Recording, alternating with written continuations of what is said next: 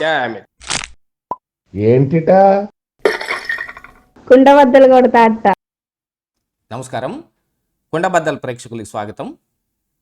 అసెంబ్లీలో తనకు బలం లేకపోయినా మండలిలో బలం ఉంది కదా మనకి, మేము మండలిలో గట్టిగా పోరాడతాం అని జగన్మోహన్ రెడ్డి బొత్స సత్యనారాయణ నేతృత్వంలో ఎమ్మెల్సీని అందరినీ మండలికి పంపించి అక్కడ గొడవ చేసే కార్యక్రమం ఒకటి చేపట్టాడు.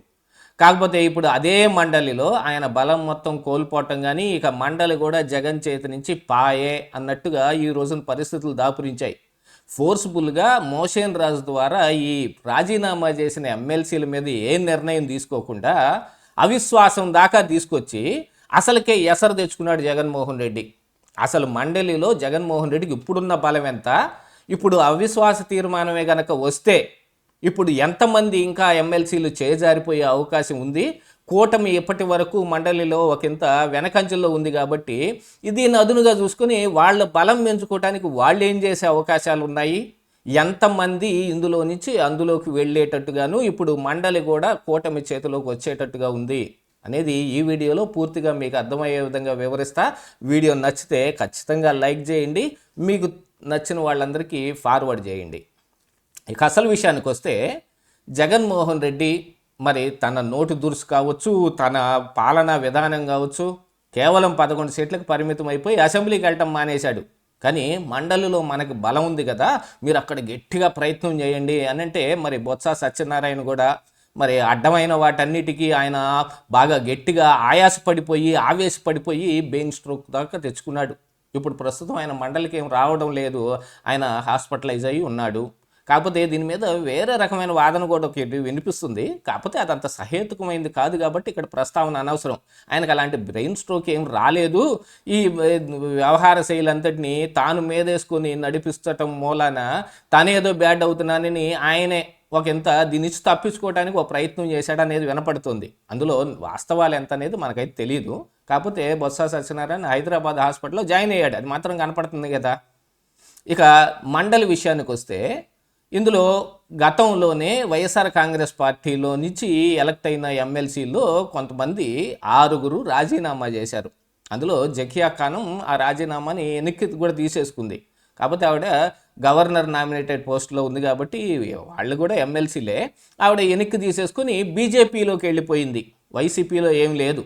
బీజేపీలోకి వెళ్ళిన కారణానికి జగన్మోహన్ రెడ్డి కానీ మోషన్ రాజు కానీ అందరూ మేలకుండా ఊరుకున్నారు. ఆవిడ మీద ఎటువంటి ప్రయత్నాలు కూడా ఏం చేయలేదు, ఆవిడని కూడా ఒక పల్లెత్తి మాట కూడా అనలేదు.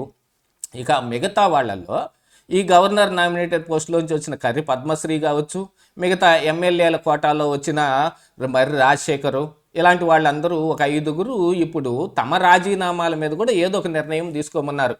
జయమంగళం అయితే ఆయన వేరే పార్టీ కండువా వేసుకొని మరీ మోషన్ రాజు ముందు హాజరయ్యి నేను మా రాజీనామాని యాక్సెప్ట్ చేయమని గట్టిగా కోరుతున్నాడు. ఆయన ఆ రకంగా కోర్టుకు కూడా వెళ్ళాడు.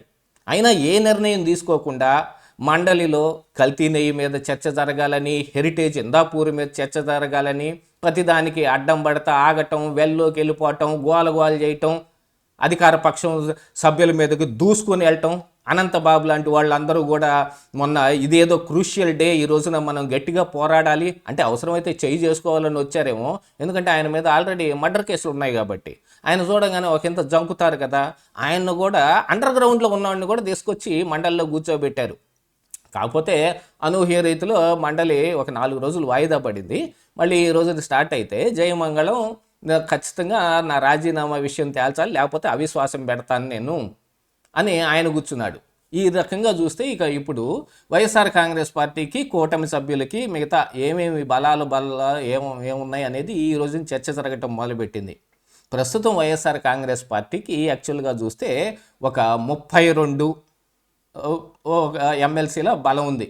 అందులో నామినేటెడ్ పోస్టులను వదిలేస్తే కనుక 32 ఇందులో లోకల్ బాడీస్ నుంచి కానీ ఎమ్మెల్యేలు ఎన్నుకుంటే వచ్చింది కానీ ఒక 32 బలం ఉంది. అందులో నుంచి ఒక 4 మర్రి రాజశేఖరు ఇలాంటి వాళ్ళు ఎమ్మెల్యేల కోటాలో వచ్చిన 4 పోతే ఇక మిగిలింది 28. ఆ 28కి తోడుగా ఇప్పుడు నామినేటెడ్ పోస్టుల్లో ఒక 8 పోస్టులు ఉన్నాయి, నా ఎమ్మెల్సీలు ఉంటే అందులో జకియా ఖానం ఆల్రెడీ బీజేపీలోకి వెళ్ళిపోయింది, అంటే వైసీపీతో కలిసి వచ్చే అవకాశం లేదు. దాంతోపాటుగా మోషన్ రాజు కూడా ఈ గవర్నర్ నామినేటెడ్ పోస్టులోంచి వచ్చాడు కాబట్టి ఇక మిగిలినవి కేవలం 6 మాత్రమే ఉన్నాయి. ఈ 6, 28 చూసుకుంటే ఖచ్చితంగా 33 ఉంటుంది. మరి అవిశ్వాసాన్ని ధీటుగా ఎదుర్కోవాలంటే ఏదైనా ఓటింగ్ జరిగితే 30 ఓట్లు మరి హాఫ్ మార్క్ కింద చూసుకునేది వాళ్ళకి బలం వచ్చినట్టుగా తేల్చుకోవచ్చు. కాకపోతే ఇప్పుడు వైఎస్ఆర్ కాంగ్రెస్ పార్టీకి 33 బలమే ఉంది కాబట్టి ఆల్రెడీ టీడీపీకి ఉన్న 10, జనసేనకున్న 2, బీజేపీకి ఉన్న సోమవీర్రాజు 1, దాంతోపాటుగా 5 ఇండిపెండెంట్లు, వీళ్ళతో పాటుగా ఇప్పుడు నామినేటెడ్ దీంట్లో ఉన్న జకియా ఖానం బీజేపీ వైపుకే ఉంది కాబట్టి ఆవిడ, మరి నా రాజీనామా యాక్సెప్ట్ చేయమని గట్టిగా కోరుకుంటున్న కరి పద్మశ్రీ, వీళ్ళందరూ కూర్చుకొని 24 దాదాపుగా కూటమి వైపు కూడా బలం కనపడుతుంది.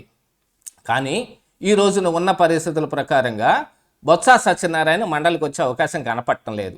ఇంతే కాకుండా వైఎస్ఆర్ కాంగ్రెస్ పార్టీలో ఏది ఒక్క అదును దొరికితే ఆ వైసీపీలోంచి పక్కకు జంప్ అయిపోవటానికి, ఎందుకంటే రాజీనామాలు చేస్తే మళ్ళీ తిరిగి వాళ్ళకి సీట్ వస్తుందో రాదో తెలియదు, మళ్ళీ ఆ పార్టీలో చేర్చుకుంటారో తెలియదు.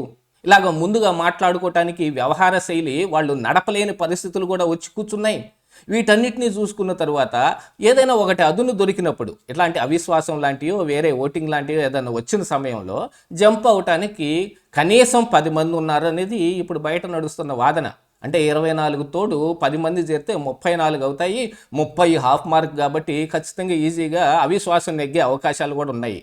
దీంతో బొత్స సత్యనారాయణ ఎగ్గొట్టడం కానీ, లేకపోతే అనంతబాబు లాంటి వాళ్ళు అండర్ గ్రౌండ్కి వెళ్ళిపోవటమో, దువ్వాడ శ్రీనివాస్ ఎక్కడున్నాడో కనపడకపోవటం, ఆయన ఏదో మొదటి రోజు వచ్చి జగన్ చెవులో ఏదో చెవు కొరుకుడు కార్యక్రమం చేసిన తర్వాత ఆయన కనపడటం మానేశాడు అనేది కూడా ఇప్పుడు వినిపిస్తుంది. మండలిలో గట్టిగా ఈరోజు వెల్లులోకి వెళ్తుంది కానీ, గళం వినిపిస్తుంది కానీ 10 నుంచి 15 మంది ఎమ్మెల్సీలు తప్ప మిగతా ఎవరు కనపడటంలా. ఏదో వాళ్ళు వచ్చి హాజరు పట్టీలో సంతకం పెట్టి అక్కడక్కడ చెట్ల కింద తిరిగి వెళ్తున్నట్టుగా ఉంది. వైసీపీ వాదనని వాళ్ళు ఏం బలం చేకూర్చాలనే ఉద్దేశాలు కూడా వాళ్ళకేం కనపడటం లేదని కూడా కనపడుతుంది. ఇలాంటి ఈ సమయంలో ఇప్పుడు ఒక గ్రూప్ రాజకీయాలు కనుక నడిచి, ఇదిగో వైసీపీలోంచి వచ్చే ఎమ్మెల్సీలు ఎవరు అని యువతల కూటమి పార్టీలు గేట్లు ఎత్తటం మొదలు పెడితే టీడీపీలోకి వెళ్ళేవాళ్ళు కానీ, జనసేనలోకి వెళ్ళేవాళ్ళు కానీ, బీజేపీలోకి వెళ్ళేవాళ్ళు కానీ, ఎంతకాలం గేట్లు ఎత్త కాయి కూర్చున్నారు వీళ్ళందరూ.